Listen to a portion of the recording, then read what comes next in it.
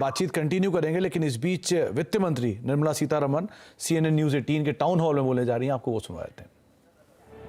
We have amongst us the Union Finance Minister, a leader, a politician who has defined Indian polity in so many different ways. There are so many firsts which are there to her name. The first full-time defense minister, the woman full-time defense minister of this country, the way Nirmala ji led the country, especially talking about the fiscal discipline of the country when the pandemic demanded increased government spending. At a time when the world faces grave economic and financial challenges and various developed economies find it themselves in a very tough spot, India has successfully ensured an intricate balance between the welfare measures and boosting consumer demand. All credit to the dynamic leadership of the Honorable Finance Minister. A huge round of applause for Nirmala ji. Thank you so much, ma'am, for finding time. And before I call Maria and Nirmala ji for a session, I must add that it's rare to find individuals who retain their humility and remain grounded even when they occupy key positions of power. And Nirmala ji's journey is a constant reminder of that virtue. With those words, I would like to play this short audio visual of her journey so far.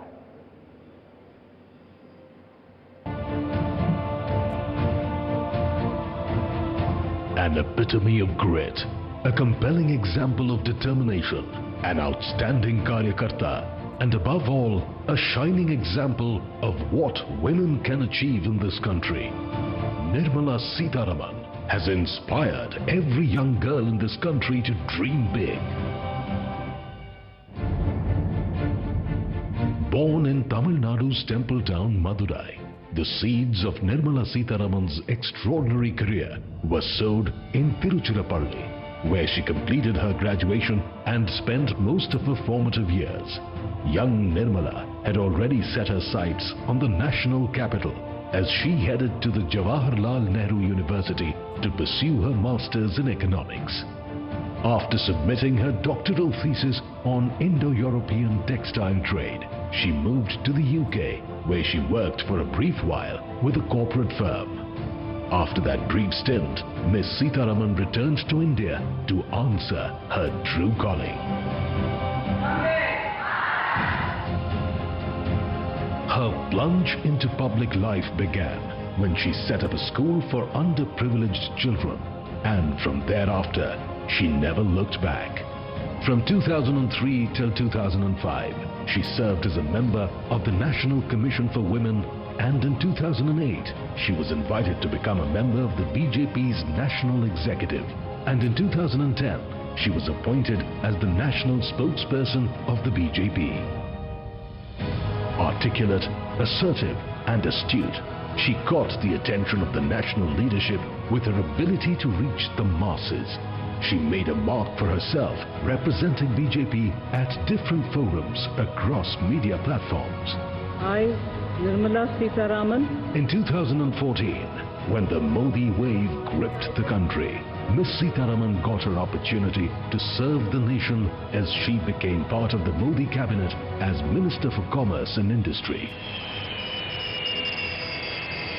In 2017, she became India's first full-time female defense minister, and in 2019, when PM Modi stormed back to power, she created history by becoming the country's first full-time female finance minister.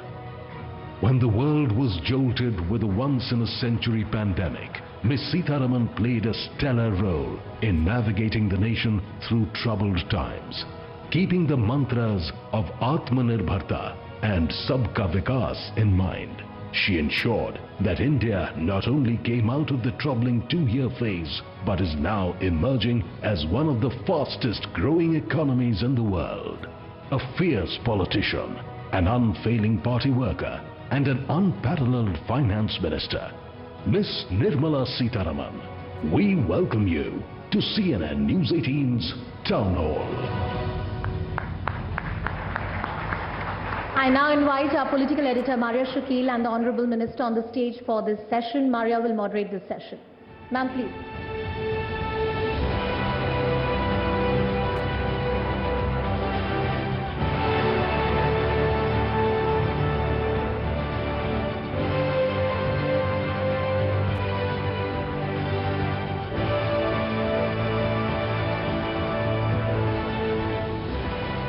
grateful that you could travel all the way to Chennai. So thank you so much and welcome.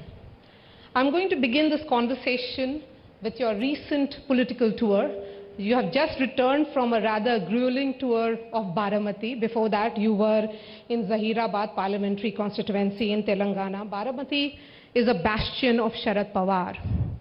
Telangana has complete dominance of KCR. What is giving you and your party that confidence that bastions of stalwarts can be breached? First, let me thank the audience for being here and giving me the opportunity, CNN. And I'll start with a little bit of a banter, if you'll permit that. I thought this is South Conclave, and I'm being asked about Baramati. Maria, that's a very interesting question, but it is a fact that BJP, when it comes to elections, takes the business seriously. But my visit to Baramati was not so much for the election, it was more for strengthening my party in the ground. And which is what was the visit for in Zahirabad as well. And after all, Zahirabad is part of, once upon a time, United Andhra Pradesh, where I had spent a lot of time working. Ma'am, BJP is in an expansionist mode. You have already identified catchment areas for 2024. While you have managed to make inroads in most states of southern India, as far as Tamil Nadu is concerned, it remains a difficult terrain. Do you think people here will experiment only with Dravidian parties, and as far as BJP is concerned, they'll have to wait? Well, not just Tamil Nadu, even Kerala, BJP is working to serve the people of Kerala. As it is, they also have in the ground a lot of well-oiled party which serves there. And Tamil Nadu also, especially now, I see a lot more energy in taking up people-related issues. And of course, there will be a time as you go along when BJP will be able to capture the imagination of the people. Southern states often argue, and they are arguing that perhaps more now, that they are being taxed more for their prosperity. That in the last few years, in the India story, they have contributed most, and that they have outperformed other states, particularly in northern India, on multiple parameters, be it economic opportunities, health, education. As the finance minister and someone who comes from this part, what are your thoughts? Well, development happens faster in some states which have had a history of that kind of access to education, access to policy driven towards industrialization, and also where people are already exposed to a lot more, multiplicity, cosmopolitanism, and also English education. That way, Tamil Nadu has had the advantage because of being partly very actively under the British rule through the presidency, having had a lot of exposure to English education. So that is one thing. And second, because of the topography of Tamil Nadu, there was this very clear understanding of different governments over the decades that industrialization is a very important thing. And so since I would think 1960s, there's been a lot of emphasis on getting industries and investing for industries. And in spite of rural lives still intact in some parts of Tamil Nadu, it's majorly an urbanized state. So you have, and also the advantage of having seaports has given Tamil Nadu that kind of advantage. And people are very entrepreneurial. So there's no denying that all these factors together have given Tamil Nadu that advantage, that with the challenges, agriculture flourished somewhat, challenges grew more, but in the meanwhile, manufacturing came in, small and medium industries had that entrepreneurial spirit, and therefore the contribution of agriculture, even if it came down at some part in time, industry made up for it. And subsequently, because of the IT revolution, service sector also has come in. As a result, you find the state keeping pace with the industrialization. now with IT revolution into the tertiary sector as well. So as a result, obviously the state will be one of those lead states because of the grounding it has had in industrialization. But as regards this question about we are giving you more revenue, you, me itself tells you that the narrative is going on not a desirable route. Because if every state thinks that I am giving so much, I should get so much, it's just not going to work out. I've said this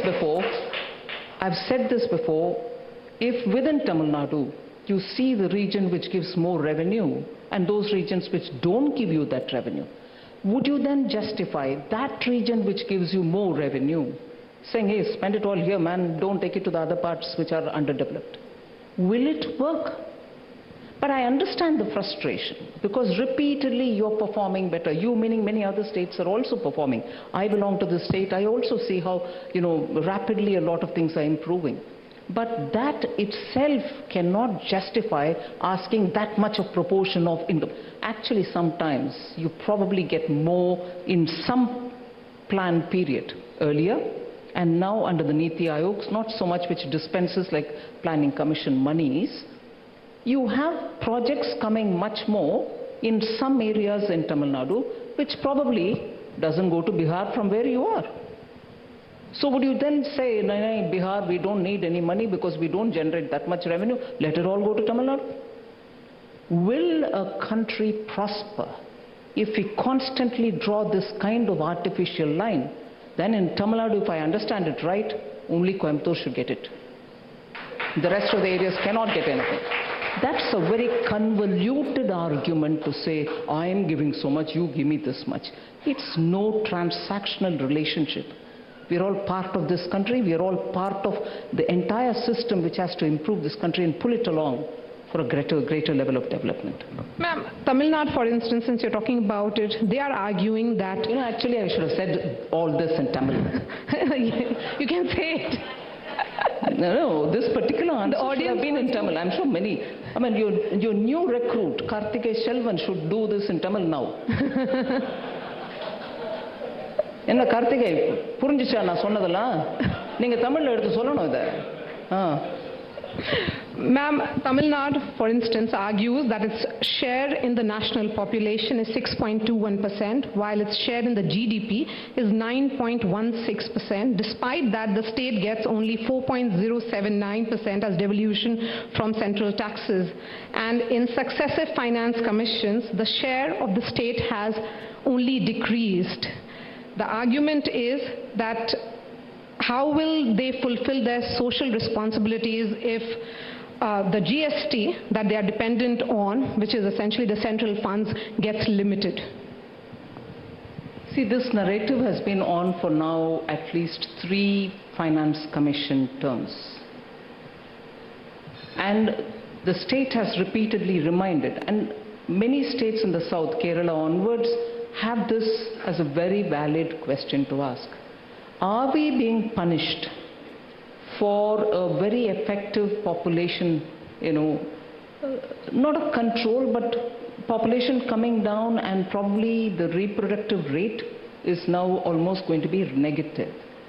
So are we being punished in the sense that you don't have enough number of people, so we will give you only that much, whereas states which have greater population, density of population higher, get more?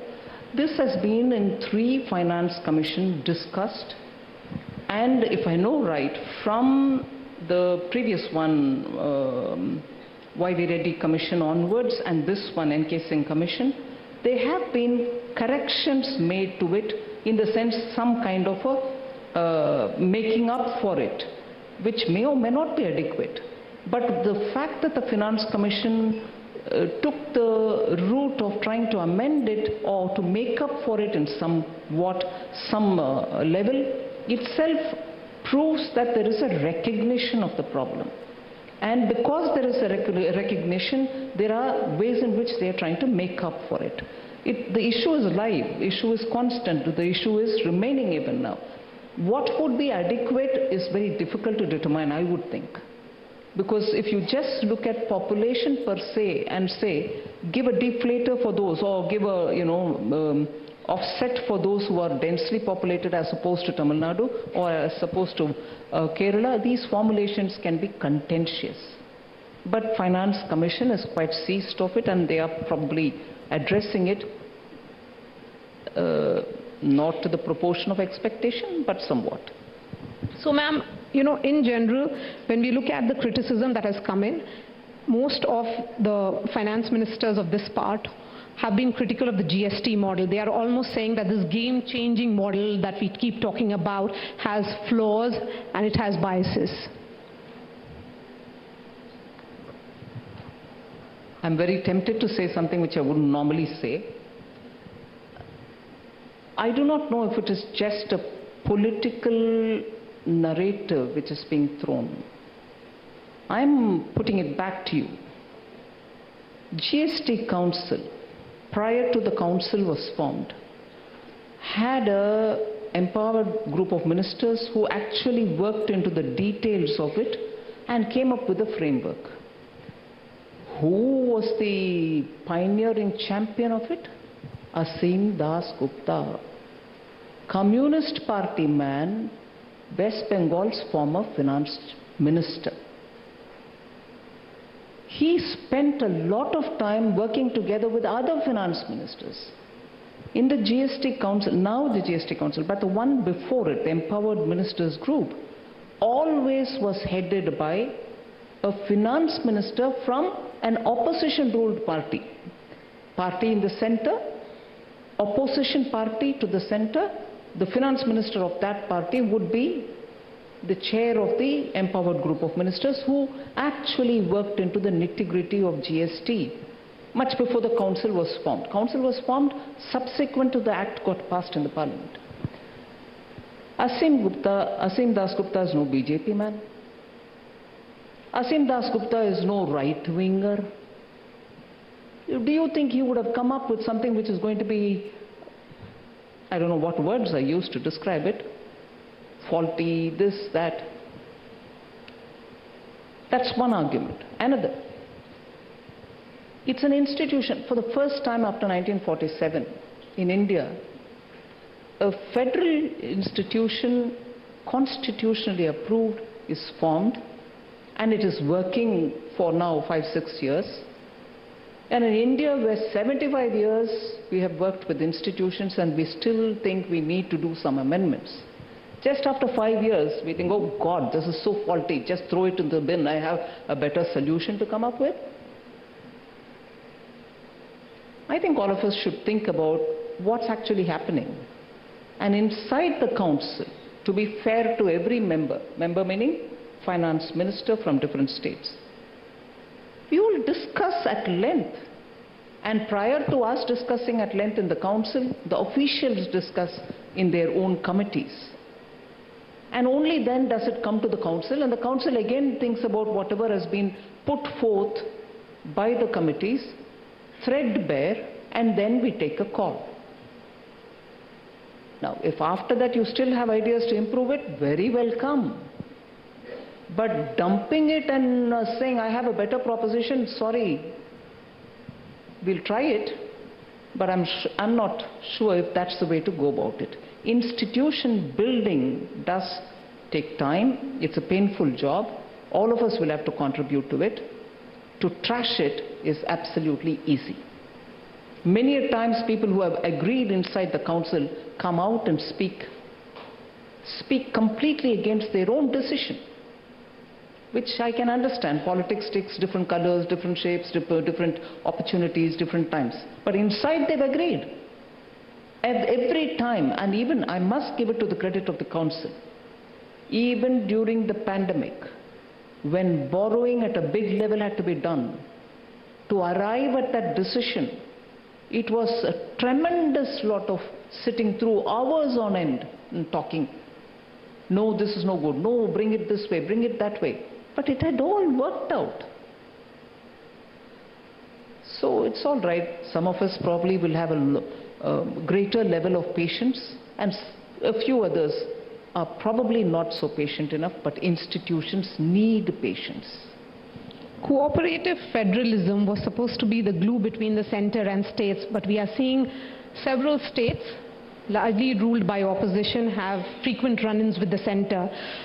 There has been also a withdrawal of the consent to the CBI. There has been opposition to several legislation of the center as well. Where is it all heading? Do you think there is a need to revisit the concept of cooperative federalism, the role of various stakeholders here? No, revisiting any idea I'm not against. Very welcome to revisit. What is it that which is painful now that a revisit will have to happen in the light of the consultations which are happening with the center and the states? Even during the pandemic, the Prime Minister, probably via video conference, has held periodically consultations with the chief ministers and taken on board. And you know how those video conferences, even as they were happening, were being leaked out through telephones. In spite of all that, consultations have happened. Do revisit, no objection to it. But you also are probably letting in a little fact which can be a bias, which justifies me to think that this voice against the so-called existing cooperative federalism you are indicating is essentially the opposition's voice. I will not allow CBI to come into my state. All right, your choice.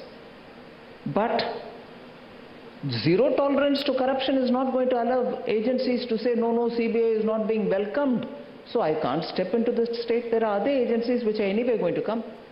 Corruption cannot become a contention when cooperative federalism is a matter of discussion. In a way, it gives me the feeling that in the name of cooperative federalism, if people are telling us we don't want CBI to come, it means they are justifying corruption. They don't want it to come out. Simple as that. You just see. And you're also repeatedly saying opposition states, opposition states. Why should only opposition states? If that's the case, center and state. You can also have other NDA allies saying, no, we don't want. That doesn't happen. And it's not as if law enforcement agencies are not taking action against ruling party and their allies. So this is a bogey which political parties want to keep the public constantly misled by. Nothing else. I'm going to move towards a very politically contentious issue, and you have recently said that when you were in college here, there were violent protests happening against Hindi in Tamil Nadu, and the students who were opting for, say, Hindi or Sanskrit, they were not eligible for scholarships by the government. A lot has changed since then. Has it? I'm asking you. Very difficult to believe. Then how do you view this entire language debate? What I said, I stand by what I said. I'll repeat it any number of times. I think it's one thing to believe in an ideology and say, look, we don't want any other language, but a totally different thing to deny individuals their right to learn what they want. ஒரு தனி நபருடைய அதிகாரத்தை பறிக்கிறதுக்கு யாருக்கும் உரிமை இல்லை, என்ன கொள்கையா இருந்தாலும். நான் சொன்னது நிஜம், நான் அனுபவிச்சது நிஜம், அந்த அனுபவிச்சதை தான் நான் எடுத்து சொன்னேன்.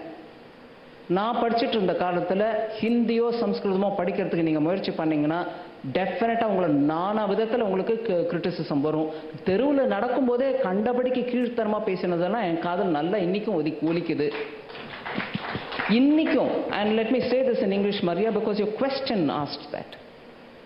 Scholarships are denied to students who learn Hindi and Sanskrit. Even today, I challenge. நான் தப்பு சொல்றேன்னா நீங்க யாரோ ஒருத்தர் எழுந்து உடனே அம்மா வாய மூடு தப்பு சொல்றேன் நீ சொல்லுங்க. இன்னைக்கும் தமிழ் தவிர சன்ஸ்கிருட்டோ இல்லை ஹிந்தியோ படிக்கிற பிள்ளைங்களுக்கு ஸ்டேட் லெவல் ரேங்கிங்கில் முதலாவதோ ரெண்டாவதோ மூணாவதோ அஞ்சாவதோ 10வது ரேங்க் வந்தால் கூட இங்கே ஸ்டேட் மூலமாக கிடைக்கூட ஃபெலோஷிப் ஸ்காலர்ஷிப் அவங்களுக்கு கிடைக்குதா இல்லையா? கிடைக்கல. இன்றைக்கும் கொடுக்கறதில்ல. They don't give it if incidentally your second language is Sanskrit or Hindi, but you turn out to be the topper, and the state has a scheme by which the top 10 ranking students will be 10 or 15 or 20, I don't know, but the top ranking students will be given some kind of a scholarship to study.